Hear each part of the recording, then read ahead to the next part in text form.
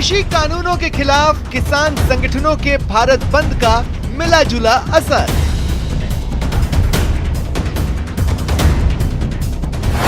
कांग्रेस समेत कई पार्टियां बंद के समर्थन में सड़कों पर उतरी।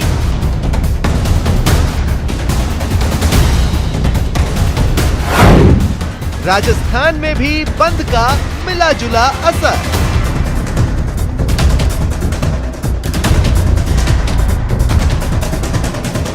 कांग्रेस कार्यकर्ता शहर शहर बंद के समर्थन में सड़कों पर उतरे।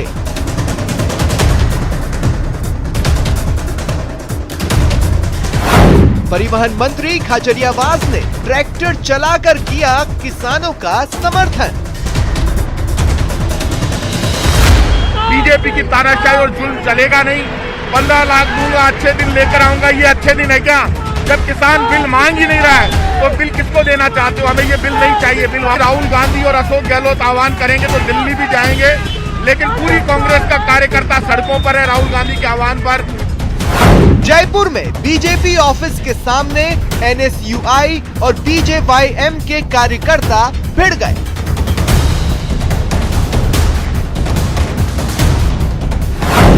बीजेपी प्रदेश अध्यक्ष सतीश पूनिया ने साधा गहलोत सरकार पर निशाना। कांग्रेस पार्टी के गुंडे भारतीय जनता पार्टी के प्रदेश के दफ्तर पर पथराव करते हैं। क्या इस तरीके के अराजक तत्वों के गुंडों के जरिए प्रदेश में अशांति का और अराजकता का माहौल पैदा करना चाहते हैं अशोक गहलोत जी? केंद्र और किसानों की कल बैठक। कानून वापस लेने की मांग पर अड़े किसान। कब होगी सुबह? नमस्कार, बहुत स्वागत है आपका। प्राइम डिबेट देख रहे हैं आप, आपके साथ में जेपी शर्मा। किसानों से अगले दौर की बातचीत कल दिल्ली में होगी। आज देश भर में किसानों के समर्थन में बंद का आह्वान किया गया था, जिसके तहत नए कृषि कानूनों के विरोध में देश भर में प्रदर्शन देखे गए। बंद से आज बड़े पैमाने पर बाजार और कारोबार का नुकसान होने का अनुमान है। अभी तक के आकलन के हिसाब से अकेले राजस्थान में 5000 करोड़ के कारोबार का नुकसान हुआ बताते हैं। देश भर में इस बीच विपक्ष का समर्थन प्राप्त किसान नेताओं की ओर से और सत्तारूढ़ भाजपा की ओर से अपने अपने दावे भी जारी हैं। किसान अभी तक अपनी बात से टस से मस नहीं हो रहे हैं, तो सरकार की ओर से किसानों को कानूनों की बारीकियां समझाने की कोशिशें युद्ध स्तर पर हैं। भाजपा कांग्रेस को चुनावी घोषणा पत्र याद दिलाकर घेरने की कोशिश कर रही है कि जो खुद यही करने की घोषणा कर रहे थे वही विरोध कर रहे हैं। तो कांग्रेस का कहना यह है कि ये सब बातें केवल आंदोलन को विभाजित करने और कमजोर करने के लिए कही गई हैं। आज देश के इस सबसे बड़े घटनाक्रम पर प्राइम डिबेट में बहस होगी इन सवालों के जरिए कि भारत बंद से कितने कदम बढ़ा किसान आंदोलन।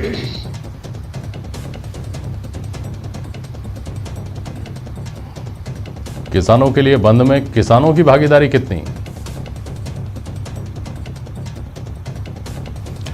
और अगर नए कृषि कानूनों के पीछे नीयत इतनी अच्छी है तो समझाना मुश्किल क्यों हो रहा है?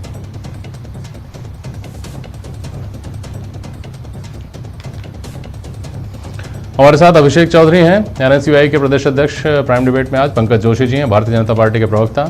शंकर नारोलिया साहब हैं, महामंत्री हैं आरएलपी के, और वरिष्ठ पत्रकार एसपी मित्तल साहब जुड़ रहे हैं हमारे साथ। बहुत स्वागत करता हूं आप सभी का। सबसे पहले पंकज जी आपके पास आ रहा हूं। मुख्यमंत्री अशोक गहलोत ने आज सवाल उठाए, पूरा विपक्ष सवाल उठा रहा है और आम आदमी के जहन में भी कमोबेश ये सवाल है कि अगर ये बिल किसानों के हित के थे जो कि कानून बन चुके हैं, तो इनको इस आनन फानन में, जबकि हर काम, हर संभव काम जिसकी जल्दबाजी नहीं है, जिसकी इमरजेंसी नहीं है, उस काम को कोरोना काल में टाल दिया गया है। क्यों लाया गया? वो भी अध्यादेश की शक्ल में तत्काल लाया गया और फिर बाद में उसको कानून का रूप दिया गया। तो ऐसी क्या आशंकाएं थी, क्या सरकार के मन में? बात वहां से इसलिए शुरू कर रहा हूं ताकि हम एक कॉम्प्रिहेंसिव डिबेट इसके ऊपर कर सकें। तो क्यों शुरुआत में ही आपने इस तरह का संदेह छोड़ दिया कि वो आगे जाकर आंदोलन की नींव बन गया? नहीं, देखिए जेपी शर्मा जी, मैं दो चीज़ें आपको बता दूं। देखिए, जहाँ तक किसान बिल का है, किसान बिल को लगातार जो है आपके सामने बहुत सारी डिबेट्स हुई, बहुत सारी चीज़ें हुई, और जिन चीज़ों पे आपने कहा कि भाई ये जो चीज़ें थी, हमने उस पर बाकायदा लगातार क्लैरिफिकेशन दिया। सरकार जो है इस चीज़ के लिए कि बंद का फ़र्क क्या पड़ा या क्या नहीं पड़ा, सरकार किसी भी चीज़ के आंदोलन को जो है, लोकतांत्रिक आंदोलन को कहीं भी नहीं कहती कि लोकतांत्रिक आंदोलन करने का हक है, करना भी चाहिए लोकतंत्र में। लेकिन दो बातें जो बड़ी साफ साफ थी हैं कि आपने कहा कि भाई बिल जो है क्यों लाया गया। मैं कह रहा हूँ बिल जब लाया गया तो क्या विपक्ष था कि नहीं था लोकसभा में? क्या विपक्ष राज्यसभा में था कि नहीं था? क्यों चर्चा की जानी चाहिए थी कि नहीं की जानी चाहिए थी? आपने कहा कि आप जल्दी कोरोना काल में लेके आए। कोरोना काल में जो है आपने कहा कि बाकी बिलें भाई कोरोना काल के अंदर धीरे धीरे पटरी के ऊपर लेकर के आ रहे हैं। और आज मुझे बताइए कि यदि आपने आज ही देखा हो तो मुझे पूरे विश्व की बताइए कि विश्व की अर्थव्यवस्था की पोजीशन जो है भारत की व्यवस्था की पोजीशन ठीक है कि नहीं है? भारत आज जो है यदि काम नहीं करता तो वैक्सीन पर यहां पर आता क्या? तो मैं कह रहा हूं कि जो जरूरी काम थे वो सारे काम किए गए। क्या किसानों के लिए क्या जरूरी काम नहीं है क्या? आज के राष्ट्र के लिए जो है जरूरी काम नहीं है क्या? सारे काम किए गए। हमने तो देखिए राफेल भी जब अभी आया, आपने कहा कि बाकी चीजें भी अभी आई, तो मैंने कहा कि इन चीजों का कोई वो नहीं है कि आपने कहा कि बिल कोरोना काल में क्यों है। पहली बात तो इसके समय की बात है। दूसरा बात है कि जब आप थे और जब चल रही थी तो बात करनी चाहिए थी। और बात रही कि इन किसानों के लिए हम किसानों की हर एक बात को जो है जो उनके पक्ष की है, जो उनके हित की है, उस बात को लगातार करते रहेंगे। आज भी जो है शाह साहब जो है किसानों के साथ मीटिंग कर रहे हैं, कल भी मीटिंग होगी। तो इस चीज में लेकिन ये बात एक बहुत बड़ी है कि जो गहलोत साहब ने कहा, जो आपने मेरे से प्रश्न पूछा कि गहलोत साहब ने जो कहा कि क्या गहलोत साहब मैंने आपको ये भी कहा कि तमाम विपक्ष भी कर रहा है और नहीं मैं ये कह रहा हूं लेकिन गहलोत साहब की सरकार है और आपने मेरे सवाल के बदले 2 सवाल उठाए। लेकिन मैं कह रहा हूं कि गहलोत साहब की सरकार है, क्या गहलोत साहब की सरकार का जो आचरण था आज जयपुर में वो देखा कि नहीं देखा आपने? कि क्या आज एनएसयूआई के गुंडों को जो है आपने भेज करके जो है वहां पर जो है बीजेपी कार्यालय पथराव कर दिया? आज तक की ऐसी घटना जो है मैं कह रहा हूं कि हम तो 50 साल से विपक्ष में रहे ना, हमने कब जाकर कांग्रेस की बीसीसी कार्यालय पर पथराव किया? बताइए मुझे कोई घटना है क्या जयपुर की? लेकिन दास्तान की शर्मसार घटना ने जो है, क्योंकि वो जो है अराजकता का माहौल पैदा करना चाहते हैं देश के अंदर, चाहे वो कभी जो है खुद के आपसी फूट का मामले रहे हो, चाहे कोई भी मामले हो, सारी चीज भाजपा पर फोड़ करके। और जिस तरह के अराजकता का माहौल आज सरकार ने जो आज संदेश दिया है, जनता ने जो है बिल्कुल इसका करारा जवाब चाहे चुनाव के हिसाब से देख लीजिए और चाहे लोगों को देख लीजिए। क्योंकि बीकानेर में जब बाजार बंद कराने गए, यहां तक कि पुलिस प्रशासन द्वारा जो है बंद कराया जा रहा है। ये कौन सी नीतियां है? सरकार की नीतियां हैं। क्यों लगता है कि मैं अभिषेक चौधरी से सवाल नहीं करूंगा कि नहीं करेंगे? नहीं करूंगा तो आज जो आपके देखिए, लेकिन ऐसा कोई तरीका होता है क्या? तो करूंगा ना। पहले आप मेरे सवाल के बदले आपने मुझे 2 सवाल थमा दिए हैं। तो आप उसमें से एक बात ऐसी है जिसका जवाब लगातार विपक्ष से पूछा जा रहा है कि भाई जब डिबेट हो रही थी तब आप लोग वॉकआउट क्यों कर गए, आप लोग बोले क्यों नहीं वहां? तो ये सवाल तो लगातार किया ही जा रहा है। लेकिन ये संतोषजनक जवाब नहीं हो सकता पंकज जी कि राफेल आया चूंकि इसलिए जस्टिफाई होता है ऑर्डिनेंस को लेकर आना भी। कौन सा काम नहीं किया हमने? काम को रोक दिया और हमारी कोरोना में बेहतर स्थिति है इसलिए कौन सा काम हमने रोक दिया? ठीक है मुझे बताइए कौन सा काम केंद्र लेकिन चौधरी साहब आज विश्व में तुलना करके पंकज जोशी जी ने सवाल उठाया उसका जवाब दीजिए। अभिषेक चौधरी उसका जवाब दीजिए कि ये नई परंपरा की शुरुआत क्यों हुई आज, जिसको परंपरा भी नहीं कहा जा सकता? मैं आपके और आपके माध्यम से पूरे प्रदेश के और सभी लोगों के जो सुन रहे हैं उनके संज्ञान में ये डालना चाहूँगा।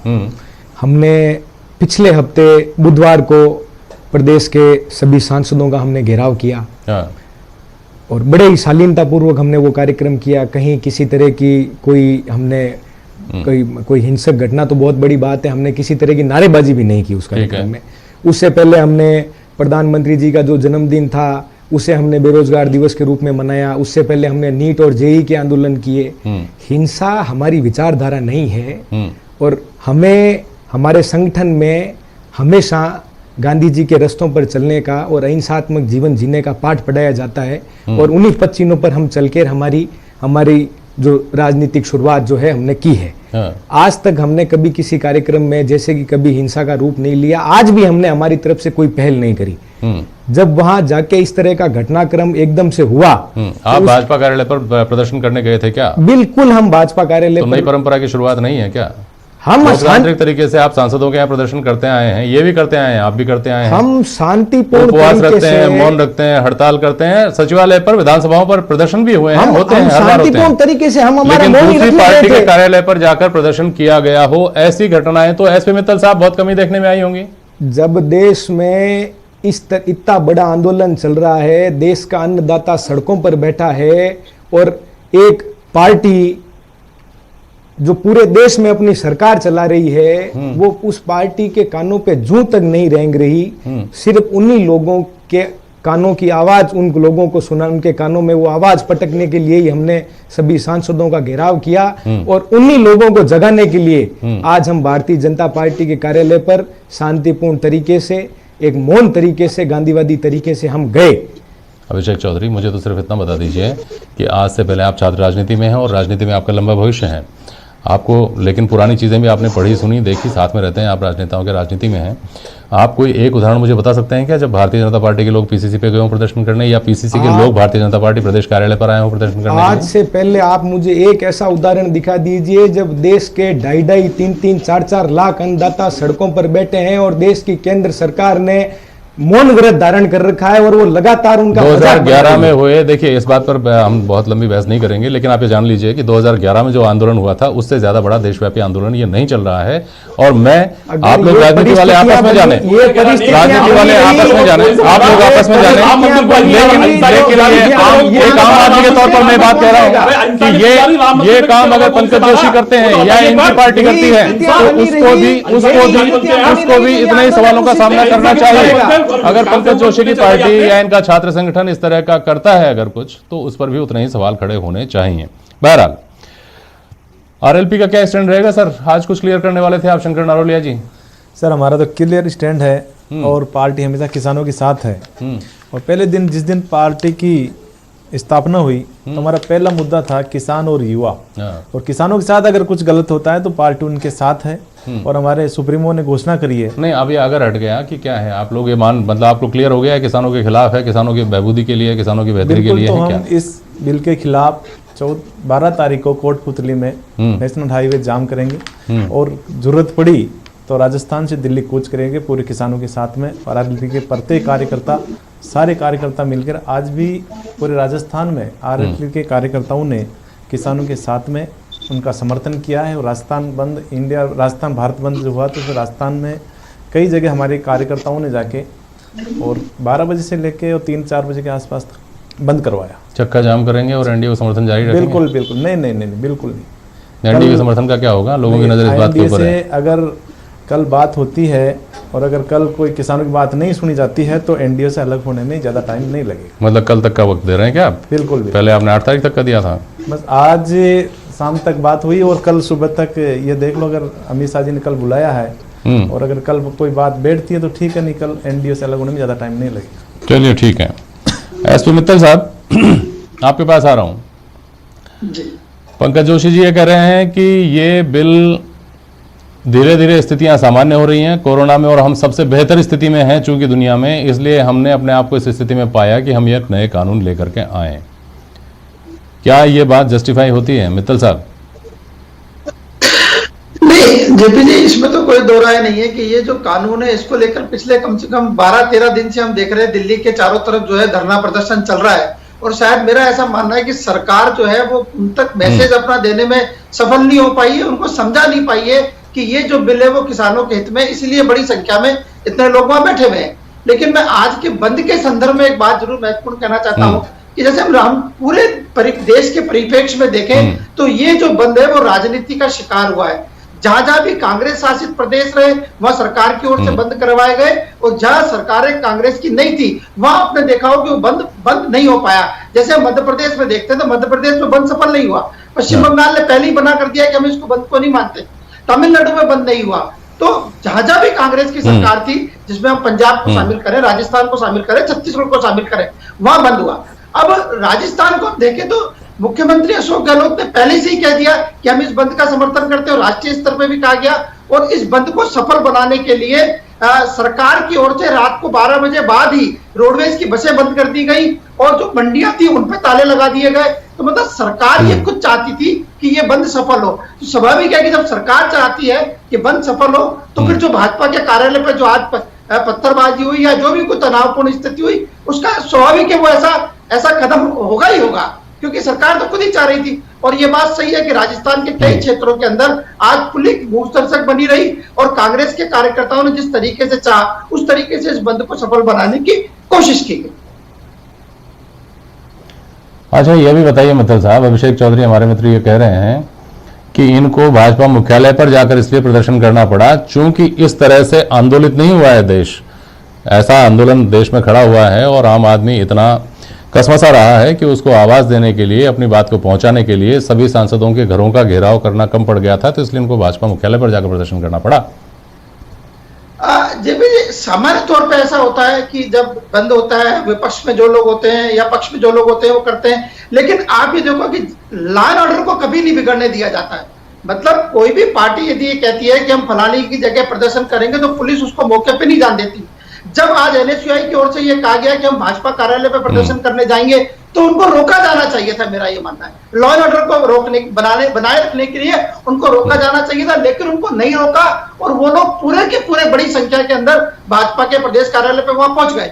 और इस बीच ये कहा गया कि पत्थरबाजी हुई, फिर दोनों तरफ से पत्थरबाजी हुई। हमने टीवी चैनलों पे देखा किस तरीके से मोटे मोटे पत्थर जो है वो फेंके गए। बाद में बड़ी मुश्किल से पुलिस ने मशक्कत करके उन सबको हटाया। तो स्वाभाविक है कि पुलिस की भूमिका पे भी सवाल लगता है कि पुलिस ने आखिर में इतनी बड़ी संख्या में लोगों को वहां तक कैसे जाने दिया। चलिए ठीक है पंकज जी, आप जो आरोप लग रहे हैं आपके ऊपर कि भड़काया जा रहा है किसानों को, ठीक है चलिए 1 मिनट के लिए मानते हैं कि भड़काया जा रहा है किसानों को।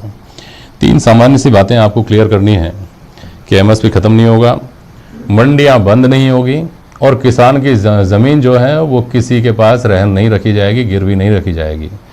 क्या ये 3 बातें किसान को कम्युनिकेट करने में आपका नाकाम होना आपके ऊपर सवाल नहीं खड़े करता क्या पंकज जोशी जी? देखिए, मैं पहले आपका जवाब दूँ से पहले एक जवाब दूँ। अभी उन्होंने कहा था कि साहब जैसे ऐसा आंदोलन यार हम जो है अहिंसात्मक आंदोलन। हाँ। अब इनको 2-3 चीज़ें मैं याद दिला दूँ कि कार से ऊपर गोलियाँ, दिल्ली के अंदर जो सिखों पर अत्याचार हुए वो, और 1975 में जब आपने जो इमरजेंसी लगाई उसमें जो है लोगों के साथ में कैसा व्यवहार किया, ये पूरी देश ने देखा। आज तक जो है पूरे लोकतंत्र के इतिहास में जो है वो है। तो इसलिए अब गांधी जी को और जो है पटेल साहब का नाम लेना तो मेरे ख्याल में भूल जाए तो ज़्यादा ठीक रहेगा। हाँ, क्योंकि अब तो गांधी जी को जो है, तो गांधी तो आपके लिए दूसरे गांधी रह गए हैं, वो गांधी तो आपके यहाँ से निकल चुके हैं।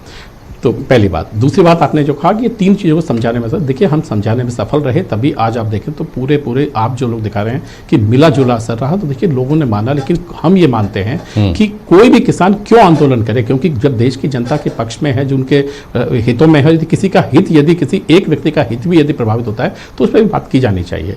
तो बहुसंख्यकों की बात ही नहीं होनी चाहिए। और हम इसी चीज के लेकर, आपने जो 3 बातें पूछी, हमने तीनों बातों पे कहा कि जमीन जो है किसी भी रूप में जो है, मुझे बताइए कि 3 बिलों में से कौन सा ऐसा बिल है जिसमें भूमि को जो है रहन किसके पास रखेगा। पहली बात पंकज जी, यही तो बात है, ये कह रहा हूँ कि मेरे जैसे बहुत सारे आदमी स्टूडियोज में बैठकर सवाल पूछ रहे हैं, आपके जैसे बहुत सारे, मैं यही कह रहा हूँ ना। देखिए मैं कह रहा हूँ कि शायद मैं, देखिए आप प्रेस कॉन्फ्रेंस कर रहे हैं, आप किसानों से रूबरू आमने सामने बैठकर कई चरण की वार्ता कर चुके हैं, लेकिन कुल मिलाकर जब किसान बाहर निकलते हैं तो उनकी एक बात, कृषि बिल वापस लो, ये कानून वापस लो। नहीं तो ये 3 बातें ही तो है, दोनों क्यों नहीं क्लियर किया जा सकता है? आपने देखिए, मैं कह रहा हूं आपको ये भी ब्रीफिंग की गई कि जब जो भी मंत्री थे उन्होंने ये बिल्कुल क्लियर कट कहा कि एमएसपी नहीं हटेगी, जो आपने मेरे से प्रश्न पूछा, इसका जवाब बाकायदा सरकार से देकर लिखित में, उन्होंने कहा कि लिखित में, कि हम लिखित में देने को तैयार है।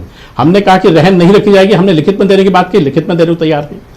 आपने कहा कि जो है मंडियों की जो है ये होगा, तो हमने कहा कि हाँ मंडियां बंद नहीं होंगी, लेकिन मंडियों के बाहर भी जो है यदि वो चाहेगा तो जो किसान की इच्छा होगी वो कहीं जहां चाहेगा वहां सेल कर सकता है। तो ये भरोसा क्यों नहीं चल पा रहा है कि आप जो कहेंगे वो करेंगे? कह रहा हूं ना आपको। देखिए अब आपने देखा ना, आप जब एक चीज मुझे बताइए कि जो है यदि देश का जो संविधान है उसमें विश्वास दिलाने के लिए किसके आपने 3 बनाए ना, 3 चीजें बनाई कि आपने केंद्र सरकार, राज्य सरकार और जो है लोकल गवर्नमेंट, ये तीनों चीज बनाई। तो आप मुझे बताइए, जब राज्य सरकार, मित्तल जी ने खुद ने कहा कि राज्य सरकार जब बंद कराने में तुली हुई है और इन चीजों को, तो उसका मतलब रीजन क्या होगा? आपने ठीक है शंकर नावले, आप समझिए, देखिए किसानों की राजनीति करती है आपकी पार्टी। किसान फसल पैदा करेगा, उसको मंडी में बेचनी है, और मंडी के अलावा एक और विकल्प है कि बाहर बेचना चाहे तो बाहर बेच। ऐसा तो नियम हुआ नहीं है कि आप बाहर ही बेचेंगे, मंडी तो रहेगी नहीं, ये लिख कर देने को तैयार है। सुनिए पूरी बात। दूसरी बात, फसल का कॉन्ट्रैक्ट फार्मिंग, तो आपको किसी ने गन पॉइंट पे तो लिया नहीं है कि आपको कॉन्ट्रैक्ट ही करना पड़ेगा, आपकी जस्ती है करो। आप छोटे किसान हो, आप नहीं करना चाहते मत करो। आप परंपरागत तरीके से जैसे उगा रहे थे वैसे उगाओ, जैसे बेचने जा रहे थे वैसे बेचो, और उसी मंडी में बेचो जहां बेचते आए थे। एमएसपी से बिकती आई है तो एमएसपी पे बिक रही है, बेचो, नहीं तो बाहर अगर आपको दाम मिलता है तो बाहर बेचो। तो फिर इसमें ऐसा क्या आ गया है जो बाध्यकारी है किसान के लिए कि ये तो किसान को करना ही पड़ेगा नए कानून के हिसाब से, इसलिए किसान व्यथित है? सर मेन जो इसमें बात है वो एमएसपी की है। एमएसपी का कानून, जैसे 3 कानून लेके आए तो एक कानून और लिया हुआ एमएसपी फिक्स रहेगी कि काश्तकार एमएसपी के नीचे नहीं बेच पाएगा, और एमएसपी का कोई भी खरीदा, किसी के भी अनुबंध होगा किसी से भी, तो वो एमएसपी के नीचे नहीं खरीदेगा। एमएसपी जो सरकार की निर्धारित करेगी उसी के ऊपर किसान का जो धन है वो उसी में खरीदा जाएगा। तो इसमें कहाँ दिक्कत है? तो सरकार तक ही तो की जा सकती है व्यवस्था, मंडी तक ही तो की जा सकती है। अगर बाहर कोई आदमी अगर सस्ते में खरीदेगा तो वो तो खरीदेगा, उसका क्या तरीका है? अनुबंध इसमें, और जो इसमें संशोधन करके जो बात लाई गई है उसमें तो उल्टा हो गया है। इसमें क्या है? उसमें उल्टा हो गया है कि बाहर अगर आप खरीदेंगे तो एमएसपी पर ही खरीदेंगे, बाहर बेचेंगे तो एमएसपी पर ही बेचेंगे, और अगर मंडी वाला खरीदना चाहे तो एमएसपी से कम पे भी खरीद सकता है। नहीं सर, ऐसा नहीं है। इसमें एक क्या है कि जैसे कोई किसान अगर किसी बात अनुबंधन नहीं कर सकता है तो सिर्फ उसकी सुनवाई सिर्फ एसडीएम के पास होती है। ठीक है, एसडीएम के अलावा किसी के न्यायिक प्रक्रिया में है ही नहीं। तो अब एसडीएम तो सरकार जो सरकार होती है। अभिषेक जी, मैं एक सेकंड बस इसमें आपको एक सेकंड में अपना जो इन्होंने कहा है, उन्होंने सबसे बड़ी चीज कही कि साहब जो है कि आप अनुबंधन, मुझे बताइए कि एग्रीमेंट यदि जयपुर में हुआ है तो एग्रीमेंट जयपुर में हुआ है तो उसकी सुनवाई कौन करेगा? एसडीएम या बेसिकली केंद्र का मंत्री? जब आप कह रहे हैं कि एमएसपी पे, तो ये तो राज्य सरकार का मसला है कि भाई आप एमएसपी पर से नीचे अनुबंध करेंगे तो अनुबंध आपका जो है नहीं अनुबंध राज्य सरकार का मामला है। इतना बड़ा अनुबंध जो है सरकार। अभिषेक चौधरी, कल से जब से आज ये बंद की घोषणा हुई थी और बंद को लेकर के सरगर्मियां कल से शुरू हुई, तब से भाजपा के बड़े नेताओं ने प्रेस कॉन्फ्रेंस करके लगातार ये आरोप लगाए हैं कि यूपीए की सरकार के दौरान मॉडल एपीएमसी एक्ट 2003 को लेकर के आपने काम शुरू किया 2009 में, 10 में, 11 में, और आपने खुद समानांतर निजी मंडियों की व्यवस्था करने की पहल शुरू की थी। आप अपने घोषणा पत्र में भी लेकर आए, अब आप उससे कैसे पीछे हटते हैं? ये एक बड़ा सवाल बार बार रखा जा रहा है। अभिषेक चौधरी, आपसे पूछ रहा हूं। कांग्रेस सरकार ने कभी भी किसी भी तरह का कोई बिल, किसी भी तरह का कोई कानून बिना देश के शिक्षाविदों से, बिना देश के विद्वान लोगों से चर्चा किए बगैर, उसके बाद के परिणाम, दूरगामी परिणाम क्या हो सकते हैं, उन पर चर्चा किए बगैर कभी कांग्रेस पार्टी ने किसी तरह का कोई बिल लागू नहीं किया। हमेशा पत्र भी वही सब आप जो कह रहे हैं, हमेशा वैसे बनाया था। याद है आपको 2014 सभी तरह के जो विश्लेषण जो लोग होते हैं उन लोगों को शामिल करके, उन लोगों की राय लेके उसके बाद कांग्रेस पार्टी ने अपने निर्णय लिए हैं। कभी इस तरह की इस तरह का कोई कानून कभी कांग्रेस पार्टी ने देश में नहीं लाया जिसके ये हालात हो। नहीं, ये ऑथराइज स्टेटमेंट को लिख लीजिए साहब, आपको कांग्रेस के केंद्र प्रवक्ता जवाब दे दें। चलिए, ठीक है। समय असल में खत्म हो गया पंकज जोशी जी, और आप सभी मेहमानों से मुझे विदा लेनी पड़ेगी। कल तक संभव है, अभी जब हम बात कर रहे हैं तब अमित शाह के पास बातचीत करने के लिए पहुंचे थे किसान थोड़ी देर पहले, किसान नेता टिकैत के नेतृत्व में। क्या कुछ निकलता है इस चर्चा से, ये भी देखना होगा। और अब जो कल अगले दौर की बातचीत होगी उसमें उम्मीद की जानी चाहिए कि बर्फ पिघलेगी। बहुत शुक्रिया आप सभी का आज प्राइम डिबेट में शामिल होने के लिए। आज के लिए बस इतना ही। नमस्कार।